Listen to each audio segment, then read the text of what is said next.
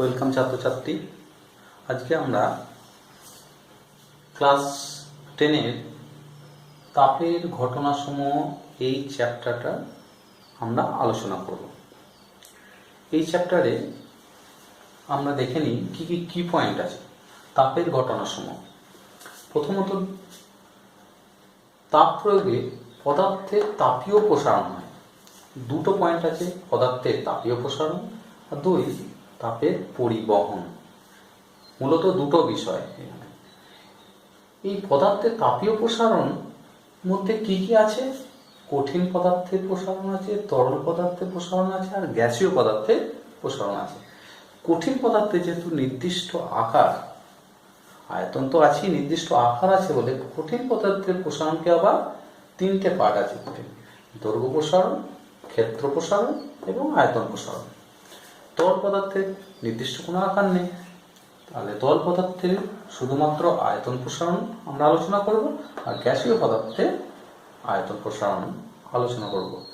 আর একটা হচ্ছে তাপের পরিবহন, অর্থাৎ কোনো কঠিন পদার্থকে তাপ দিলে তাপের যে পরিবহন হয় সেটা আমরা আজকের ক্লাসে, ডিজিটাল ক্লাসে বা ক্লাসে আমরা এই বিষয়গুলো নিয়ে আলোচনা করব। তার আগে তোমাদের কাছে একটা অনুরোধ, প্লিজ এই চ্যানেলটা সাবস্ক্রাইব করো এবং শেয়ার করো যত খুশি পারো, তাতে অনেক সংখ্যক ছাত্রছাত্রীর উপকার হবে। চলে আসে আজকে আমাদের আলোচ্য বিষয়।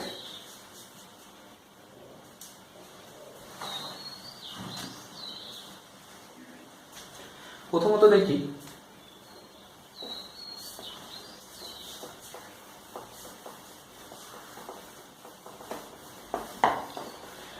এরপরে দেখে নিই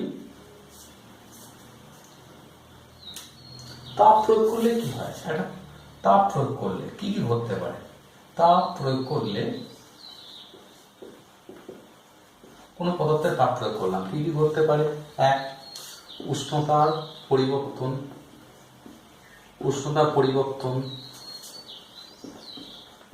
অর্থাৎ তাপ প্রয়োগ করি বা নিষ্কাশন করি, এক, উষ্ণতার পরিবর্তন হতে পারে। দুই, তাপের পরিবহন হতে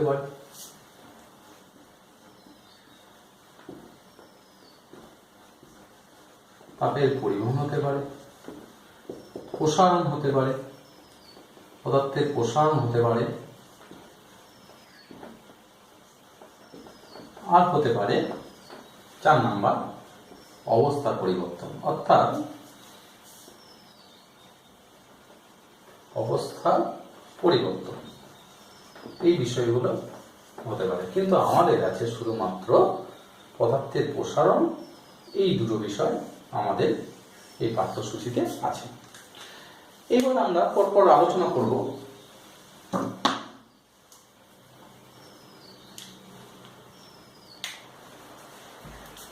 প্রসারণ কেন হয়। আমাদের প্রথম কি পয়েন্ট ছিল? পদার্থের প্রসারণ। আমরা দেখে নিই ভাবব প্রসারণ, পদার্থের প্রসারণ কেন হয়? পদার্থের প্রসারণ কেন হয় এই প্রশ্নের উত্তর খোঁজার আমরা চেষ্টা করব। আচ্ছা, পদার্থ মানে কি? অসংখ্য অণু, এই একটা অণু, আমি কতগুলো অণুকে চিহ্নিত করছি যারা নির্দিষ্ট দূরত্বে অবস্থান করছে এবং তাদের উষ্ণতা কোন একটা নির্দিষ্ট উষ্ণতা। এই উষ্ণতা কতগুলো অণু যদি এইভাবে যদি পরপর যুক্ত থাকে, আমরা যদি তাপ দিই, এইগুলোকে তাপ দিই, কি ঘটবে? তাপ দিলে অণুগুলো সেই তাপ শোষণ করবে। দুটো অণু আছে, তাপ দিয়েছি, তাদের মধ্যে দূরত্ব, অর্থাৎ তাদের মধ্যে মিন ডিস্টেন্স, দূরত্ব এটা আছে। তাপ প্রয়োগ করলে কি হবে? তারা তাপ গ্রহণ করবে, উত্তেজিত হবে। উত্তেজিত হওয়া মানে কি? তাদের মধ্যে কম্পন হবে এবং তাদের মধ্যে আপাত সরণ হবে, অর্থাৎ যে দূরত্বটা ছিল সেখান থেকে দূরত্বটা বৃদ্ধি পাবে। দূরত্বটা এই ছিল, দূরত্ব কাঁপতে তাদের মধ্যে দূরত্ব বেড়ে গেল। ফলে তাপ দিলে কি ঘটবে? এইগুলোকে, এদের মধ্যে আপাত সরণ ঘটবে, অর্থাৎ দুটো অণুর মধ্যে যে দূরত্ব ছিল সেই দূরত্বটা বৃদ্ধি পাবে, দূরত্বটা বৃদ্ধি পাবে।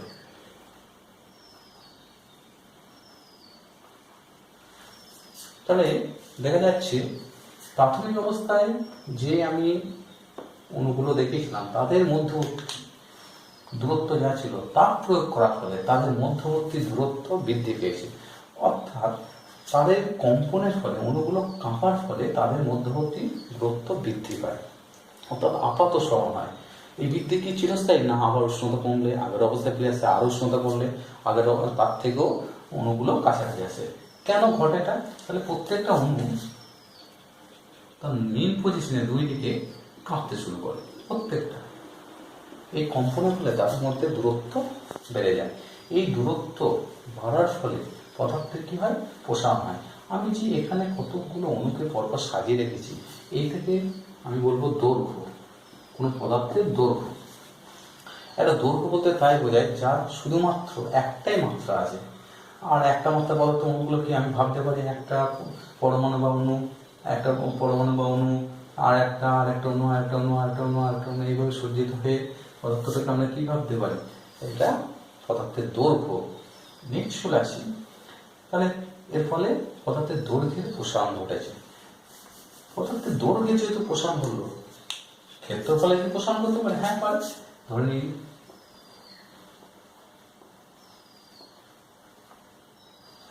এই পদার্থগুলো, এই অণুগুলো পরস্পরযুক্ত হয়ে একটা এই ক্ষেত্রটাকে সীমাবদ্ধ করেছে।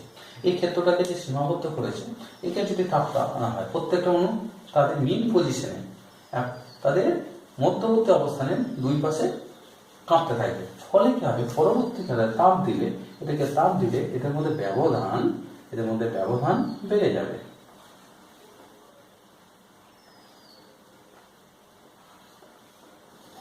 ফলে কিসের প্রসারণ হলো? এটা ক্ষেত্রে প্রসারণ, এটা দৈর্ঘ্য প্রসারণ হলো, এটা দৈর্ঘ্য, এই প্রসারণটা হলো দৈর্ঘ্য প্রসারণ, এটা হলো দৈর্ঘ্য প্রসারণ, এটা হলো ক্ষেত্র প্রসারণ।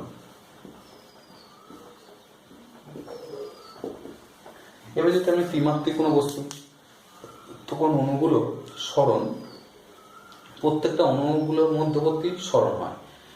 সরণ হওয়ার ফলে তাদের আয়তনের কি হবে? পরিবর্তন আসবে, সেটা হবে আয়তন প্রসারণ। তাহলে প্রসারণ কেন হয়?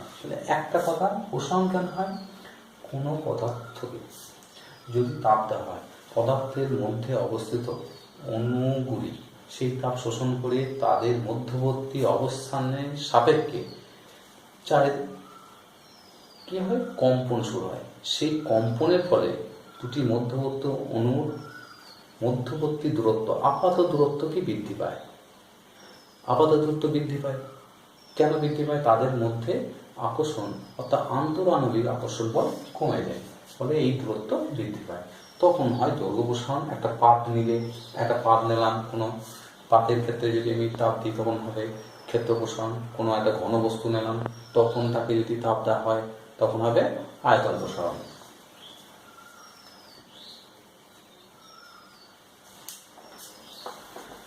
এই যে প্রসারণগুলো আমরা দেখছি, দৈনন্দিন জীবনে আমাদের এদের প্রয়োগ আছে। এখন আমরা দেখতে পারি একটা কাঁচের বয়ান আছে, কাঁচের বয়ান আছে, কাঁচের বয়ানে একটা ছিপি আটকে গেছে, তাহলে বয়ানটা কাঁচের, ছিপিটা কিসে? ধাতব পদার্থ তৈরি। কি করতে হবে? ছিপিটা আটকে গেছে, খুলছে না। খুব সহজ উপায় কি? আমরা এই অভিজ্ঞতা দেখি। কি বলে যে বোতলটাকে অর্থাৎ কাঁচের বয়ানটাকে গরম করলে কাঁচের ছিপিটা, ধাতব ছিপিটা খুলে যায়। এছাড়া গরুর গাড়ি আগে চাকা ছিল, কি কাঠের চাকা ছিল, তার উপরে একটা পাত মরা রাখতো গরুর গাড়ির চাকার উপর। পাতটা কেন, কি, কার ভিত্তিতে? প্রসারণের ভিত্তিতে। অর্থাৎ ধাতব পদার্থের একটা পাত দিয়ে কাঠের চাকাটা চারিদিকে বেড়ি পড়ানো থাকতো ধাতব পাতে। এই যে ধাতব পাতের বেড়ি, এই ধাতব পাতের বেড়িটা কি করে পড়ানো হতো? কারণ তাপীয় ধাতু, ওই ধাতব পাতের বেড়িটাকে আমরা উত্তপ্ত করে, অর্থাৎ তাপ দিয়ে তার প্রসারণ ঘটিয়ে কাঠের ওপর তৈরি হতো। এই ঘটনাগুলো আমরা দৈনন্দিন জীবনে অর্থাৎ ডেইলি লাইফে আমরা এগুলো সব দেখে আছি। এরপরে চলে আসবো আমরা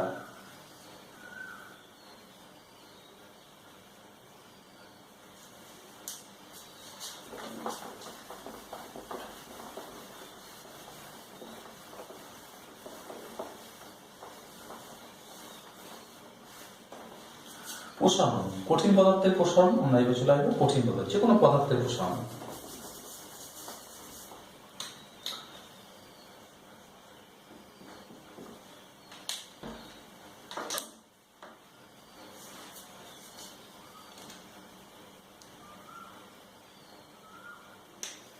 তো নাও, আমি একটা তামার টান নিলাম একই দৈর্ঘ্যে একটা লোহা, একটা অ্যালুমিনিয়াম,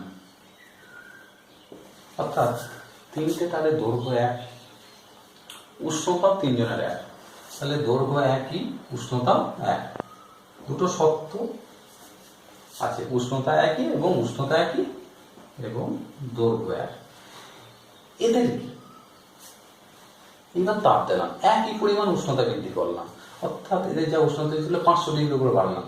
এর উষ্ণতা ধরো 20 ছিল, 20, 520, একেও 520, একেও 520, অর্থাৎ প্রত্যেকে উষ্ণতা বৃদ্ধি 500 করে করলাম। উষ্ণতা বৃদ্ধি 500, উষ্ণতা বৃদ্ধি কত? 500। দেখা যাবে যে এদের প্রসারণ, উষ্ণতা বৃদ্ধির ফলে এদের প্রসারণ একরকম হচ্ছে না। অর্থাৎ কপারের প্রসারণ এতটা হলো, লোহার প্রসারণ এতটা, অ্যালুমিনিয়ামের প্রসারণ এতটা। অর্থাৎ দেখা যাচ্ছে প্রসারণ অ্যালুমিনিয়ামের বেশি হলো, কপার, মানে তিনটি ধাতব পদার্থের প্রসারণ ভিন্ন রকম হলো। তাহলে একই দৈর্ঘ্য, একই উষ্ণতা বৃদ্ধি, একই উষ্ণতা একই বৃদ্ধি করলাম, সেক্ষেত্রে দেখা যাচ্ছে পদার্থ ভিন্ন হওয়ার জন্য তাদের মধ্যে প্রসারণও ভিন্ন হচ্ছে। সেই একই কেন প্রসারণ আবার ভিন্ন হচ্ছে যদি আসি, দেখা যাবে যেসব পদার্থের অণুগুলো মধ্যে আকর্ষণ বল কম, তাদেরকে এক উষ্ণতা উত্তপ্ত করলে তাহলে কি তাদের মধ্যে আপাত সরণ বেশি হয়। যেমন এই ক্ষেত্রে দেখা যাচ্ছে অ্যালুমিনিয়াম আপাতত সরণ বেশি, সেই জন্য অ্যালুমিনিয়ামের প্রসারণ অনেকটাই বেশি হয়েছে। নেক্সট চলে আসলাম আমরা, তাহলে উষ্ণতা একই, দৈর্ঘ্য একই, প্রসারণ হচ্ছে ভিন্ন। এটা পদার্থের উপর এটা নির্ভর করে। নেক্সট চলে আসবো উল্টোটা, যদি একই ধাতব পদার্থ নিলাম, তাহলে পদার্থের প্রসারণ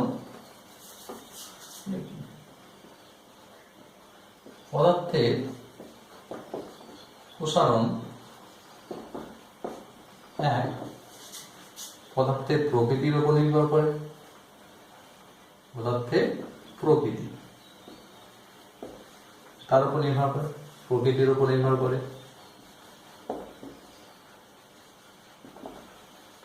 নেক্সট চলে আসি আর কিছু বলি, একই অ্যালুমিনিয়াম পাত, দুটোই অ্যালুমিনিয়াম পাত, এটাও অ্যালুমিনিয়ামের তার, এটাও অ্যালুমিনিয়ামের তার, দুজনের দৈর্ঘ্য ভিন্ন, উষ্ণতা বৃদ্ধি একই, তাহলে দুটো অ্যালুমিনিয়াম তারে দৈর্ঘ্যের পরিবর্তন আছে, উষ্ণতা বৃদ্ধি একই, তাহলে পদার্থ দুটো এক, উষ্ণতা বৃদ্ধি এক, এটা এক, অ্যালুমিনিয়াম দুটোই এক।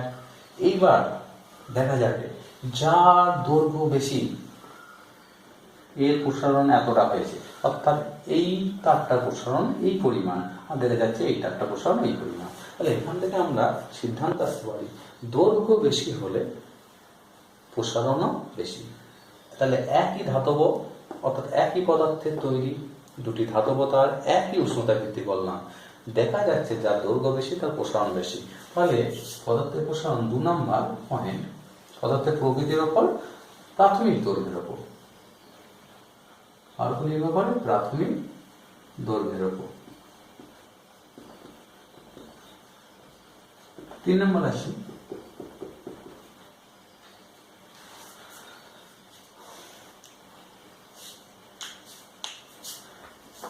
দৈর্ঘ্য একই নিলাম, দুটোই একই ধাতব পদার্থ, দৈর্ঘ্য একই, দুটো অ্যালুমিনিয়ামের দৈর্ঘ্য এক, শুধুমাত্র উষ্ণতা বৃদ্ধি। এবার আসে দুটো ধাতব তার নিলাম যাদের দৈর্ঘ্য একই দৈর্ঘ্যের দুটো ধাতব তার এবং একই ধাতু দিয়ে তৈরি, দুটো অ্যালুমিনিয়াম দিয়ে তৈরি, ধরে নিয়েছি অ্যালুমিনিয়াম দিয়ে তৈরি। নেক্সট চলে আসে এদেরকে যদি উষ্ণতা বৃদ্ধি আলাদা করা হয়, এর উষ্ণতা বৃদ্ধি বেশি, উষ্ণতা বেশি বৃদ্ধি করলাম প্রথমটা, কিন্তু উপরে উষ্ণতা উপরে তাপটা বেশি বৃদ্ধি করলাম, দেখা যাবে তার প্রসারণ বেশি হলো, আর নিচের তাপটা উষ্ণতা বৃদ্ধি কম হলো, প্রসারণ কম হলো। স্বাভাবিকভাবে উষ্ণতা বেশি বৃদ্ধি বেশি মানে হচ্ছে বেশি পরিমাণ তাপীয় শক্তি দিয়েছে, বেশি পরিমাণ তাপীয় শক্তি মানে বেশি পরিমাণ অণুগুলো শক্তি শোষণ করেছে, সেই অণুগুলোর মধ্যে কম্পন বেশি হয়েছে, কম্পন বেশি হলে তাদের মধ্যবর্তী আপাত সরণ বেড়ে গিয়েছে, ফলে তাদের প্রসারণ বেশি হয়েছে। তাহলে 3 নম্বর পয়েন্ট উষ্ণতা বৃদ্ধির উপর নির্ভর করে, উষ্ণতা বৃদ্ধি উপর।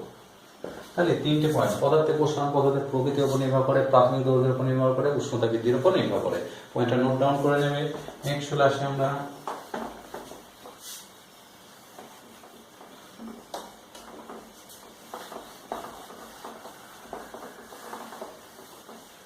এই পরের হেডিংটা, দৈর্ঘ্য প্রসারণ।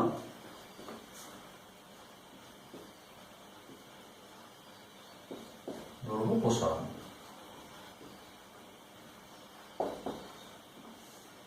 দৈর্ঘ্য প্রসারণ, কঠিন পদার্থে দৈর্ঘ্য প্রসারণ। দৈর্ঘ্য প্রসারণ আমি একটা তার নিলাম, ধরে নিলাম তার উষ্ণতা, প্রাথমিক উষ্ণতা T1 এবং তার দৈর্ঘ্য L1, স্মল L1। তাহলে তাদের উষ্ণতা হচ্ছে T ডিগ্রি সি, মানে T1 ডিগ্রি এবং দৈর্ঘ্য হচ্ছে L1। তাপটাকে তাপ দিলাম, তাপ দেওয়ার ফলে দেখা যাচ্ছে তাদের উষ্ণতা দাঁড়িয়েছে T2, উষ্ণতা কত? T2 ডিগ্রি, এবং দৈর্ঘ্য কত? L2। এখান থেকে দেখে বুঝতে পারছো এটা প্রাথমিক দৈর্ঘ্য ছিল, তাহলে এটাও তার প্রাথমিক দৈর্ঘ্য। বৃদ্ধি কোনটা? এই অংশটুকুনি দৈর্ঘ্য বৃদ্ধি হয়েছে, এই যে অংশটা দেখানো হয়েছে এখান থেকে এই অংশটা দৈর্ঘ্য বৃদ্ধি হয়েছে। তাহলে দৈর্ঘ্য বৃদ্ধি এটা কত? এটা কত দৈর্ঘ্য বৃদ্ধি? L2 minus L1। এই দৈর্ঘ্য বৃদ্ধি বা প্রসারণ হয়েছে, দৈর্ঘ্যের বৃদ্ধি বা প্রসারণ। তাহলে প্রসারণ আমরা দেখে নিয়েছি, দৈর্ঘ্যের প্রসারণ অর্থাৎ কঠিন পদার্থের দৈর্ঘ্যের প্রসারণ, কঠিন পদার্থের দৈর্ঘ্যের প্রসারণ। কঠিন পদার্থের দৈর্ঘ্যের প্রসারণ দুটো কোন কোন বিষয়ের উপর নির্ভর করে? দৈর্ঘ্যের প্রসারণ কোনটা? এইটা মনে রাখবে, দৈর্ঘ্যের প্রসারণ যাকে L2 মাইনাস L1 তারা প্রকাশ করছে, দৈর্ঘ্যের প্রসারণ L2 মাইনাস L1। এখন এই দৈর্ঘ্যের প্রসারণ কোন কোন বিষয়ের উপর নির্ভর করে?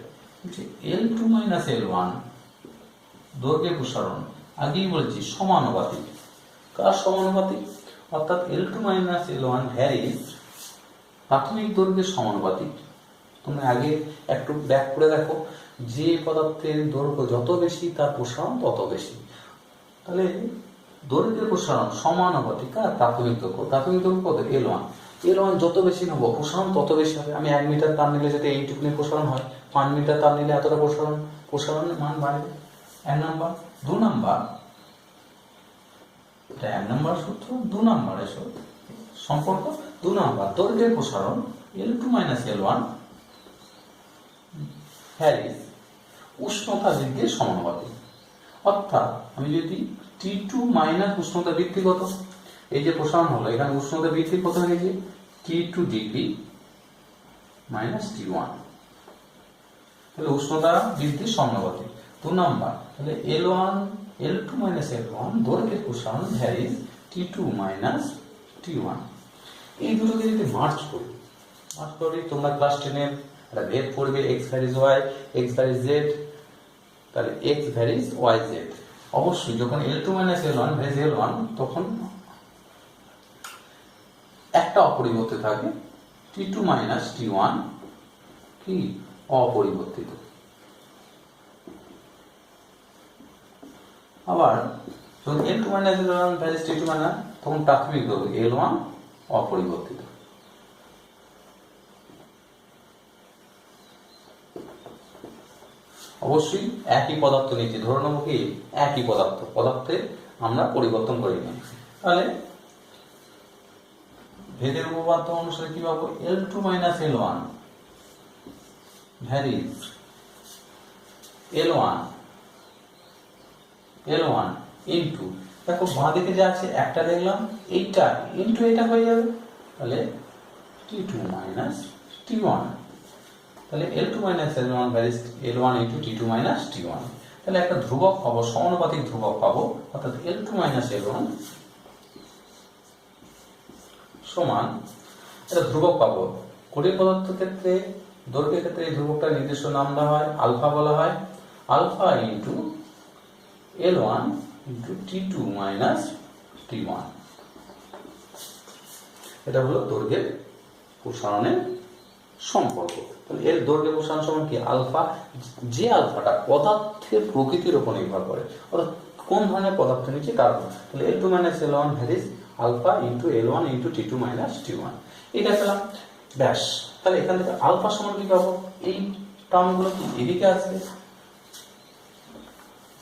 এই আলফাটাকে বলা হয় সমানুপাতিক ধ্রুবক, যাকে দৈর্ঘ্য প্রসারণ গুণাঙ্ক বলা হয়। আলফাকে কি বলা হয়, দৈর্ঘ্য প্রসারণ গুণাঙ্ক। তাহলে আলফা সমান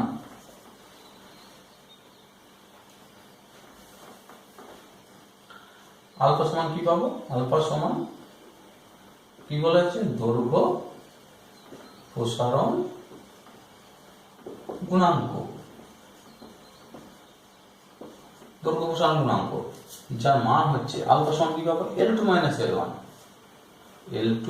minus L1 by L1 into T2 minus T1। তাহলে আলফা হচ্ছে দৈর্ঘ্য প্রসারণ গুণাঙ্ক সমান L2 মাইনাস, এইখান থেকে আলফা সমান কি পাবো, এই টার্মগুলো এদিকে আসছে, তাহলে L1 into T2 minus T1। এখান থেকে আলফার সংজ্ঞাগুলো আমরা নির্ধারণ করবো। আলফাকে বলা হচ্ছে দৈর্ঘ্য প্রসারণ গুণাঙ্ক। দৈর্ঘ্য প্রসারণ গুণাঙ্ক কাকে বলে, এই মানটা যদি 1 করি, অর্থাৎ এখান থেকে দেখি এটা ধরলাম 1 মিটার, L1 সমান কত, 1 মিটার। উষ্ণতা কত যা ছিল, আমি ধরলাম 20 ছিল, 20 করেছি 21, তাহলে T2 মাইনাস T1 কত, 1। তাহলে T2 মাইনাস T1 যদি 1 ডিগ্রি হয়, T2 মাইনাস T1 কত, 1 ডিগ্রি, অর্থাৎ উষ্ণতার পরিবর্তন 1 ডিগ্রি। L1 কত, 1 মিটার, 1 মিটার। তাহলে এখানে যদি 1 মিটার দিই, এখানে 1, তাহলে এটা 1 এটা 1, তাহলে এই যে প্রসারণটা পাবো, অর্থাৎ প্রসারণ করতে এইটা L2 মাইনাস L1, সেইটা হবে এই পদার্থের দৈর্ঘ্য প্রসারণ গুণাঙ্ক। এটা যদি হয় তাহলে আমরা পাবো এখান থেকে, অতএব আলফা সমান কি পাবো, আলফা সমান কি পাবো, এখানে 1 বসালাম, এই রাশিটা 1 বসালাম, L2 মাইনাস L1, অর্থাৎ দৈর্ঘ্যের প্রসারণ। তাহলে এখান থেকে সংজ্ঞায়িত করছি, কি সংজ্ঞা, একক দৈর্ঘ্যে, কোনো কঠিন পদার্থের একক দৈর্ঘ্যে একক ডিগ্রি উষ্ণতা বৃদ্ধি করলে কঠিন পদার্থ যে দৈর্ঘ্যের প্রসারণ হয় তাকে ওই পদার্থের দৈর্ঘ্য প্রসারণ গুণাঙ্ক বলবো। তাহলে দৈর্ঘ্য প্রসারণ গুণাঙ্ক কাকে বলে, এর সংজ্ঞাটা আমরা এই সমীকরণ থেকেই আমরা সংজ্ঞায়িত করতে পারবো। ব্যাপারটা কি, এটা 1 মিটার, এর উষ্ণতা যা তার থেকে 1 ডিগ্রি বাড়ালাম, এতটা বাড়লো, তাহলে এই অংশটা হলো এই পদার্থ, এটা যদি অ্যালুমিনিয়াম হয়, এটা হচ্ছে অ্যালুমিনিয়ামের দৈর্ঘ্য প্রসারণ গুণাঙ্ক। নেক্সট চলে আসি,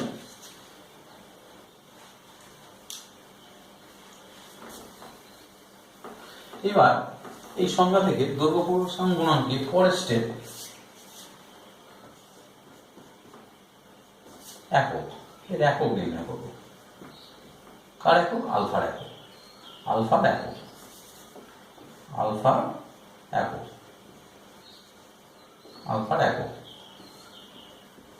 এর একক কি, আলফার সমান কি পেয়েছি, এইটা আলফার সমান আমরা কি পেয়েছি, L2 minus L1 by L1 into T2 minus T1। দেখেন এটা কার একক, L2 মাইনাস L1 দৈর্ঘ্যের একক, তাহলে উপরটা দৈর্ঘ্যের একক, ঠিক আছে। নিচেরটা কি, L1 কি দৈর্ঘ্যের একক,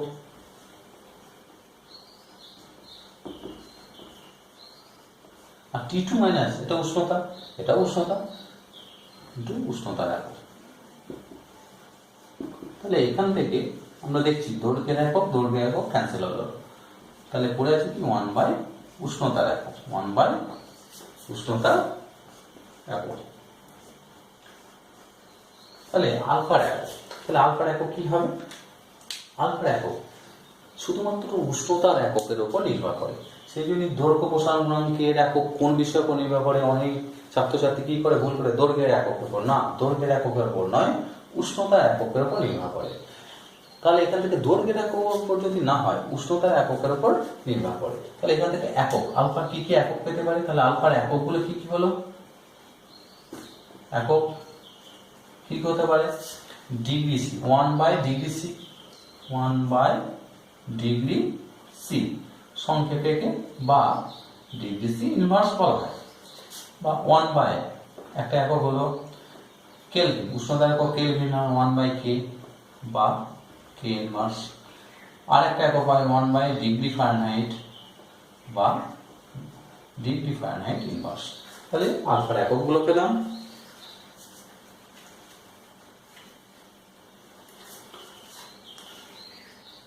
তাহলে উষ্ণতা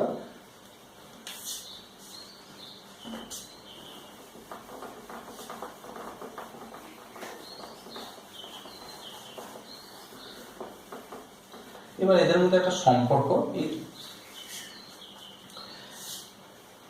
দেয় লোহার দৈর্ঘ্য প্রসারণ, কোন একটা পদার্থের দৈর্ঘ্য প্রসারণ গুণাঙ্ক লোহার ক্ষেত্রে, যেমন এফি, এ লোহার দৈর্ঘ্য প্রমাণ আলফা সমান 12 ইন্টু 10⁻⁻6 পার ডিগ্রি সি।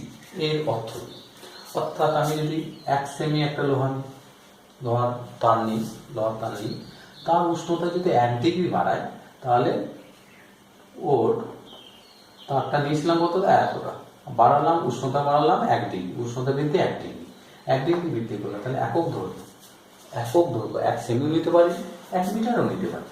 তাহলে একক দৈর্ঘ্যে কোনো লোহার তারকে 1 ডিগ্রি উষ্ণতা বৃদ্ধি করলে ওর 12 ইন্টু 10⁻⁶ পরিমাণ দৈর্ঘ্য বৃদ্ধি হবে, এত একক দৈর্ঘ্য বৃদ্ধি হবে। যদি এটা সেমি নিই, এত সেমি দৈর্ঘ্য বৃদ্ধি হবে। যদি এটা মিটার নিই, এটা যদি মিটার এককে নিই, তাহলে এত মিটার দৈর্ঘ্য বৃদ্ধি হয়।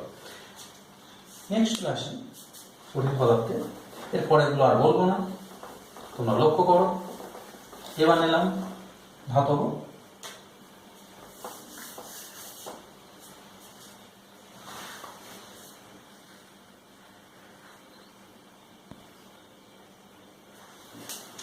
এবার আমরা দুটি ধাতব পাত নিলাম। এটা একটা ধাতব পাত, এই ধাতব পাতের উষ্ণতা T1 এবং ক্ষেত্রফল S1। একে কিছু পরিমাণ তাপ দেওয়ার ফলে দেখা গেল পাতের ক্ষেত্রফল পরিবর্তন হয়ে S2 হয়েছে এবং উষ্ণতা T2 হয়েছে। তাহলে T1 উষ্ণতার ক্ষেত্রফল S1, T2 উষ্ণতার ক্ষেত্রফল S2। তাহলে ক্ষেত্রফলের প্রসারণ কত? S2 minus S1। আমরা আগের মতন সূত্র তাহলে ক্ষেত্রফলের প্রসারণ S2 মাইনাস S1, তাহলে প্রসারণ S2 মাইনাস S1। তাহলে এখন আমরা আলোচনা করছি ক্ষেত্র প্রসারণ।